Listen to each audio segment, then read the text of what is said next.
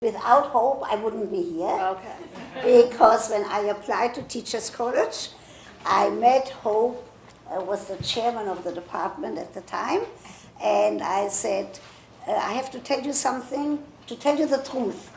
I have to tell you, Hope, that I just flunked an exam at the New School for Social Research, and Hope said, so what? So here you have the history of Hope and my relationship, and then she was my doctoral dissertation advisor. Wow. In 1970. Now Wow. you can talk. And I just have to add to that I've never known for sure whether the story was true.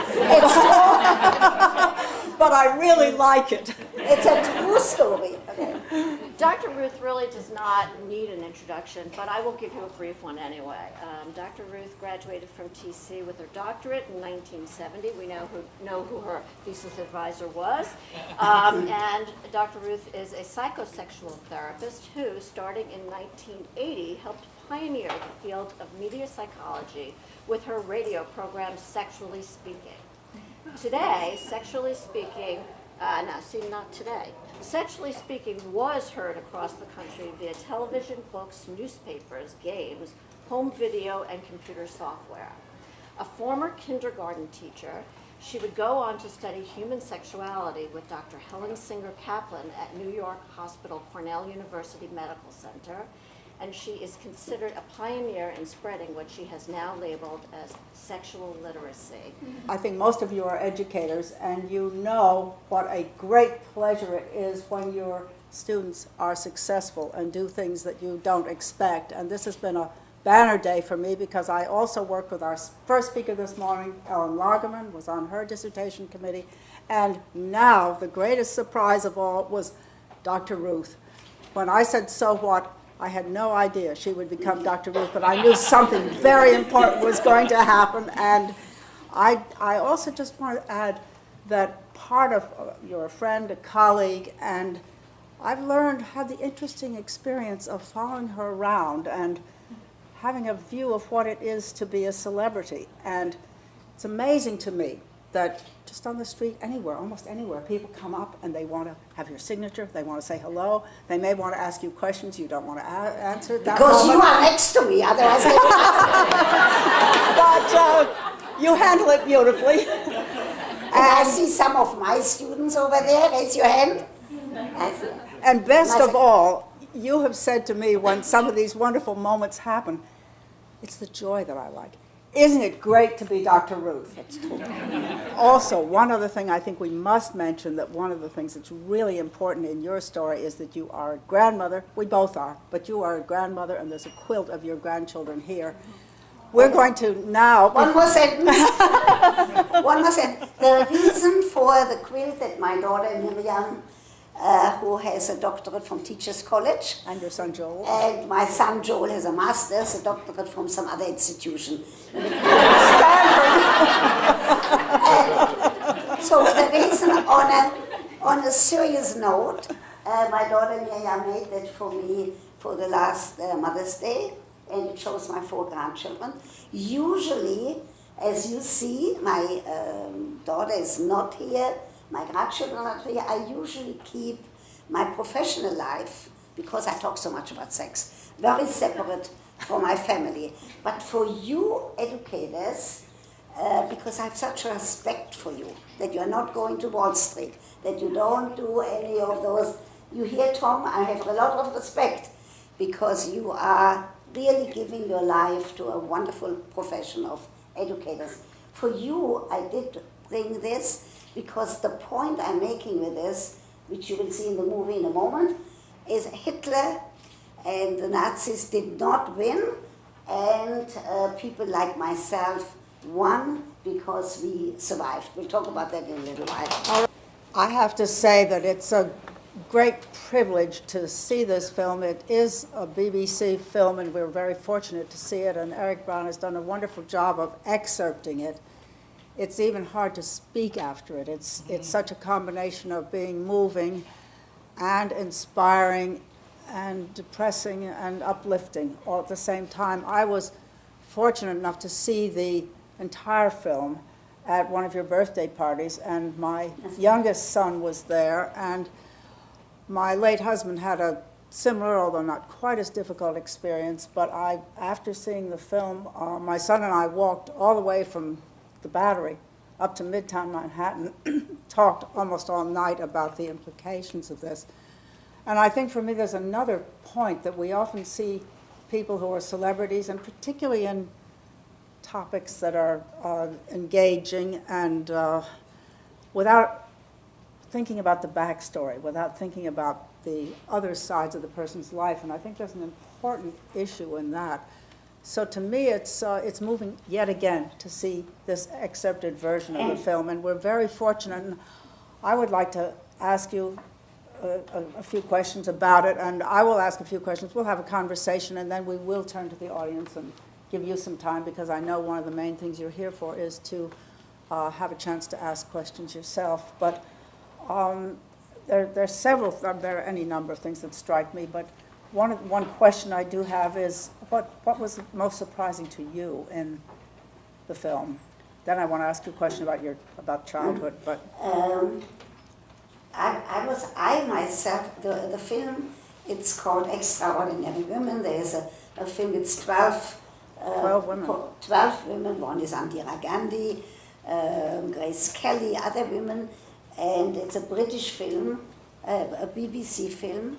And when I saw it the first time, I taped it. I taped one part here, one part, as you saw, in London, one part in Israel. What really made me very serious and sad, there are pictures here about Nazi Germany that I had never seen. Because, as you all know, Great Britain went into World War II in 1939, in September. The Americans only went in 1941. So there are pictures here about Hitler and about the Nazis that I had never seen. And I was glad about that, because one of the reasons that I'm so pleased with this film, as sad as it is that it's the answer to those people who are deniers of the Holocaust. People who say that never happened, it's a fragment of Jewish imagination, and there are more and more people who write books about that. And as you can imagine, I'm going to be 85. There are going to be less and less witnesses. So for me, the feeling of here is a piece of film that will show people. This is not a Hollywood film. This is a film, a documentary. So that's one of the reasons that I'm very pleased. On a personal level, it's a wonderful testimony to what all of you are engaged in terms of education, and to show the early socialization, the very early childhood experiences that have kept people like myself being able to function. I did my master's thesis on the children who were with me, and I followed them. I did a longitudinal study, and with a questionnaire and with interviews, and that was my master's thesis at the New School for Social Research in Sociology. That's not what I flunked. I flunked another course when I went on for my doctorate. And thank God I came to Teachers College, because this is really where I did belong and where I belong. So, but it was interesting to see. It wasn't difficult for me to find the 50 children who came out of Nazi Germany, became orphans, and most of them went to then Palestine, some to the United States, a few to Canada, some stayed in Switzerland. One of them went back because she was convinced she was a communist and she wanted to rebuild Germany. Mm-hmm. But all of them reinforce that knowledge that all of you know, because you are educators, you are in this field, that how important it is, the early childhood, how important it was for me, so that I can still today live on that love, on that attitude about studying, on that early childhood. So that was a very important point for me. The one about the early childhood, the one about the deniers of the Holocaust, and to see how important education is. That's what it's all about, and how important family is. Can I just go a little further on the issue of the early childhood? Because you make it very clear in the film, and I've heard you do this elsewhere, just personal conversation, but you make a strong point that you had a happy childhood. And I know my husband did the same thing, and I think it's quite remarkable. I read her husband's book, and I knew him. Right, and it's to me quite remarkable that given all the things that went wrong, you were able to remember a happy childhood. And I'm wondering if you could say a little more about remembering a happy childhood under these circumstances. Yeah, that's why all of you who are involved in Head Start, my daughter Miriam, who got a doctorate here, is the head of a program called, in Hebrew it's Edgar, and it's before Head Start. It's a family-based program teaching mothers to be teachers of their children before they go to Head Start. And HIPPY, it's called Home Instruction Program for Parents of Preschool Youngsters. So this is such an important part of people, what they can carry with them. It's not only the attitude about studying, because that nobody can take away from you, but it's also what you are asking about the emotional part. This grandmother of mine had nothing else to do in life but to take care of me. She was a widow, and my mother helped my father in the business, and she was an observant Jew. I can criticize some things today, which we could discuss at another time. Why did they not try to leave? But that's a different issue in terms of raising what happened to German Jews, because they believed in learning, and they believed in Goethe and Schiller and all of the people, all of the intellectuals of Germany, and they believed in Germany. I do remember my grandmother writing. She will not go any further than to the cemetery. She did not. She was not a Zionist. I became an ardent Zionist in the orphanage. And most of us became very involved in saying,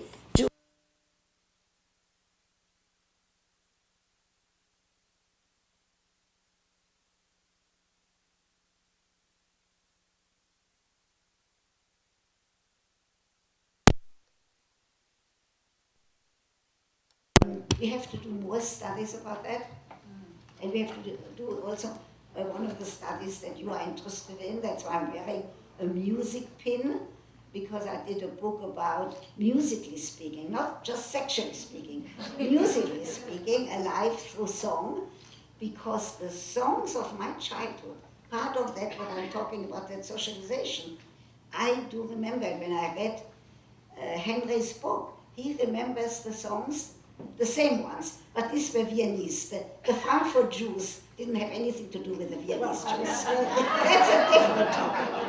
That's a different topic. But there's no question here, when I read any of those diaries or any of those background stories, it does say what people take with you. All of you could write the same book by saying what was the music in your life. What was that importance of songs that were sang to you by grandmothers, by aunts, or whoever it is. This is a topic in which we hope to do some further work together because of my interest in family memories and the various ways in which memories are passed on or modified, and so we have a common interest. I have to say something about Carrie. I met last night, I was a judge on cheese sandwiches. Why I was a judge? I did somebody a favor. I'm really not interested in nutrition. However, it's food I went, and you see how short I am, so maybe I did not eat enough when I was smaller. But I did go, and I already brought home the phone number, giving you to carry on Monday, of a chef who is interested in nutrition and memory. So that's one of the things that all of you who are in education, when you hear something like that, to right away take the opportunity and do something with it. Carrie Russo is an administrator and researcher in the Elbenwood Center, and she's working on a project on nutrition and narratives and memories. And she finds the classroom that I have to teach on Mondays. So. Let me ask, turn to another topic that's part of the same discussion. I think one of the amazing things in your life story and this way that it's portrayed so well in the film is that you've reinvented yourself. It's a story of resilience and courage and an amazing power to overcome.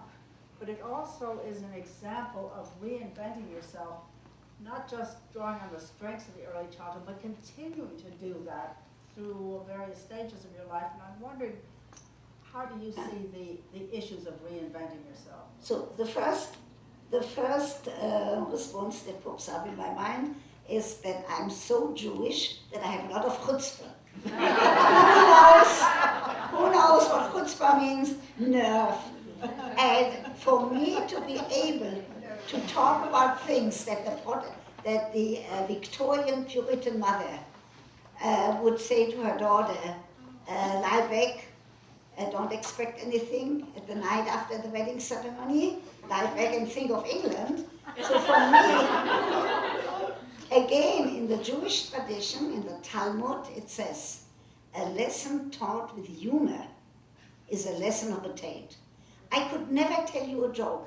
I hear jokes, and most of them I don't even get, and they go in one ear and out the other, but I can hear a situation, and I can use humor. And you all in education, that's what you are doing. So part of that, when I say, how did it happen, has to do with having the nerve to do something that I believed in, and using humor. And it's very interesting because I just did a book about caregivers for Alzheimer's. It has nothing to do with sex. There's very little about sex. But it has to do with my training of paraprofessionals, which I did at Planned Parenthood. And it has something to do, some of my friends have spouses with Alzheimer's. So I said, I have to use, and that's the answer to your question, I have to use that experience that I've had training paraprofessionals in Harlem for Planned Parenthood to now talk about what caregivers of Alzheimer's, that's the family or the professional caregivers, what they have to do for themselves. What do they have to do not to get depressed? What do they have to do not to get sad because it's such a terrible situation? And it came out of my having a few acquaintances who were in this horrible situation. I said, I have to do something about it. I'm very fortunate. I can talk well. I'm not computer literate, but I have somebody, Pierre Leho, with whom I've now done 18 books. I talk, he writes, I get it in pages. I say, no, I don't want to say it this way, or it doesn't belong here. Here, that same book, hold it up. I'm not selling the book, I'm just showing it. Because I want to make another point here. When you say resilient, or how I'm changing, in this book, Teachers College Press, about the danger, I let you hold it up. Oh, well, I'll gladly hold it up. I'm not advertising it either, just but I have to tell you something. I want to show educators like you how somebody like myself can change my mind. I used to say for young people, for parents, never to pry into the diaries of their young children or the grandchildren. That's private, not to pry. I changed my mind.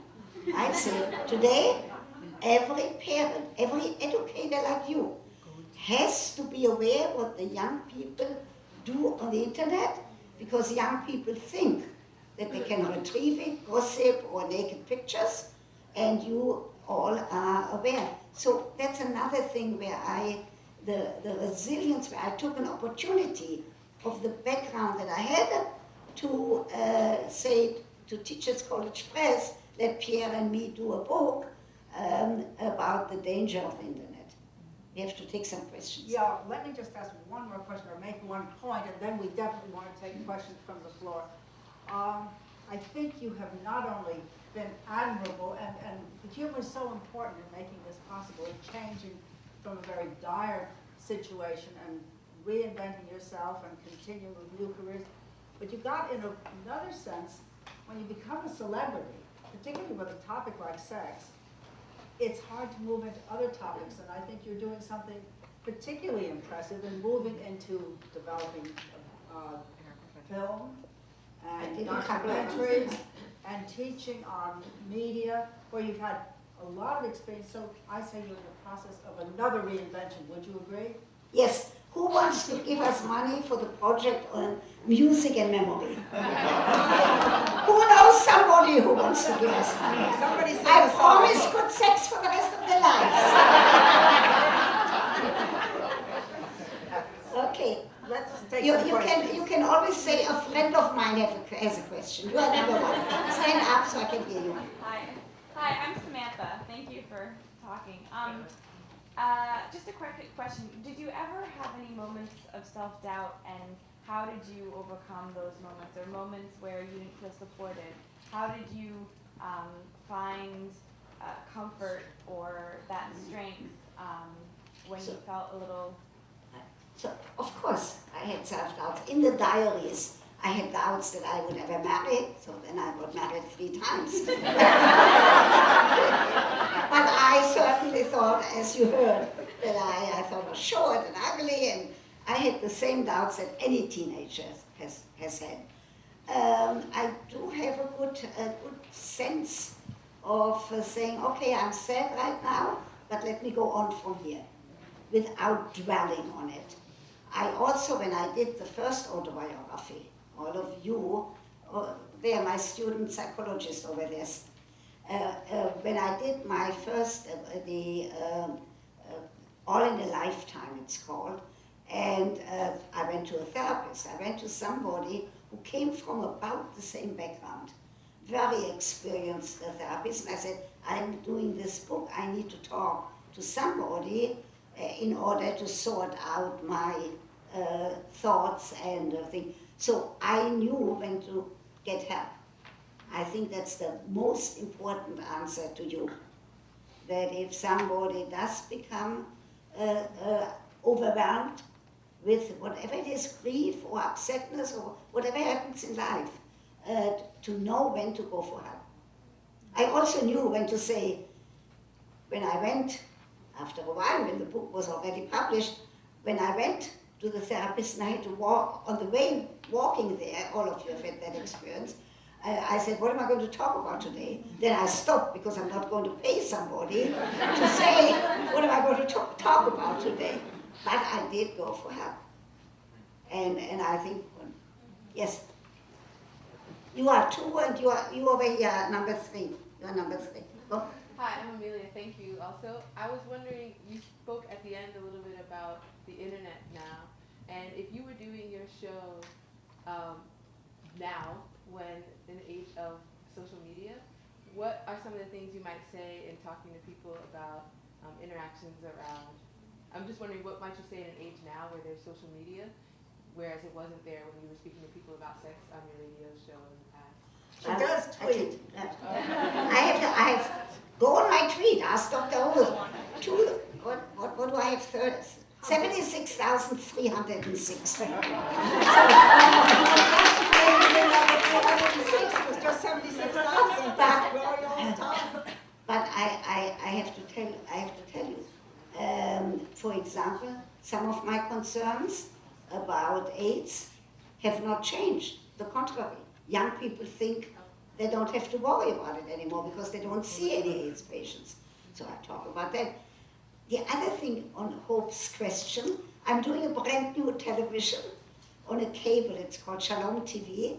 What I'm doing is just like editorial. So I take 10 minutes and just talk about some of the things that are of concern to me right now. Sex and relationship. And for example, what I'm very concerned about, which you all have knowledge about, I'm concerned that young people are holding hands and each one is texting somebody else. And we are going to lose the art of conversation. And for you, that's why it's so important to sit around like what we are doing. I see only one guy having his So in my classroom, nobody has a computer in front of them. So we have a lot of things that you people have to worry about and talk about. Yes? You? I'm Becky, Yes, and Becky. I saw you 30 years ago when I was doing my undergrad. Yeah. Now I finished my doctorate. Thank you. And Congratulations. sex was on my mind at that time because I was an undergrad. I should hope so. Yeah. And I'm 85 and it's on my mind. But I think you have another book to write because you know sex is just one of many things in this world and life. And you know, I now travel many years, and it's that whole idea of happiness and community and you know love. That it's not all about sex. So can you expound on that and maybe write another book? I'd say I probably will do another book, but there's no question. I talk excellent. Let me first tell you what has changed over the years. That's important for you educators. What has changed? The problems have not changed. That's the answer to you, Becky. People are still lonely. People still have trouble finding somebody of all ages. And so the problems have not changed. He comes home, I'm pointing at you, but it's not you. He comes home and he finds his wife in bed with his best friend. All of the problems have not changed. What has changed is the vocabulary.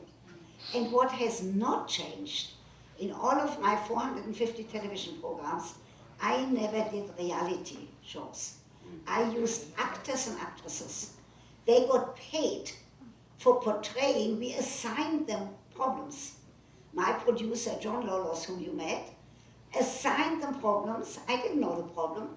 They came to my office as if I'm doing therapy. When the segment was over, I could tell them, you did that very well, wonderful actor and actresses. They got paid and I could sleep at night. I would never do a reality show. But what I do, to answer your question, I talk a lot about relationships and I talk a lot about the difficulty in today's world about relationships and about finding somebody. But in the Jewish tradition, it says that when you are born, there is somebody born who is going to be your partner. Now, homosexuality is a different issue in terms of the Jewish tradition, but I have always had the same attitude when a homosexual couple walks into my office, 2 men, 2 women, and I just went to that panel on diversity.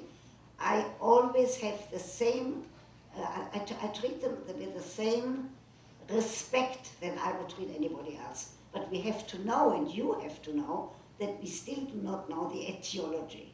That means the reason for. We also don't know the reason for heterosexuality.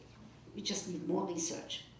Masters and Johnson and Kinsey, it's 50 years ago. We need today new studies, which in today's climate, because of money, is difficult. We don't know yet where they come from, but we need new studies. So the one thing about reinventing my ears, maybe because I'm only 4'7", I'm very much to the ground to hear what are the concerns. Maybe more than somebody like this guy there, tall, 6 feet tall. But you also listen to tall people. So, we are over time. Okay, one more, please. I'm so happy what you said about remembering the childhood, really. Because I know a number of my peers from Germany and Austria. They don't want to know about it. They are rejecting it. But I feel if I would reject it, I wouldn't be whole, because this is part of me, and especially music, because Henry Leichter, my very good friend, They were great friends since early and childhood. Yeah. we always were singing the songs. Of the our childhood, and it Yes. made, that's the answer to you who asked about sadness or being upset about something. If, you put into your head the songs that you heard growing up. And we were the happier for it, for singing those songs. And you can still sing them, I know. He Yes. gets it. I- Okay, I- one more one and more. better, yeah. Hi, I'm Joni, and thank you. I want to know, there's an expression that says you live your life forward, but you understand it backwards. Do you have any, as you understand it backwards, any sense of transcendent forces choosing some of your decisions? No, but I have two German proverbs that I'll give you. One is, dear God, give me patience immediately. and the other one is, to answer your question, the other one is, look forward. Does not mean that you forget the past. Look, I brought you this just to make that strong point of not forgetting the past, but to look forward and to rejoice in what we have today. I understand that we're over time. It's a great anguish to end this, but I want to thank Fran Riemer, and I want to thank you.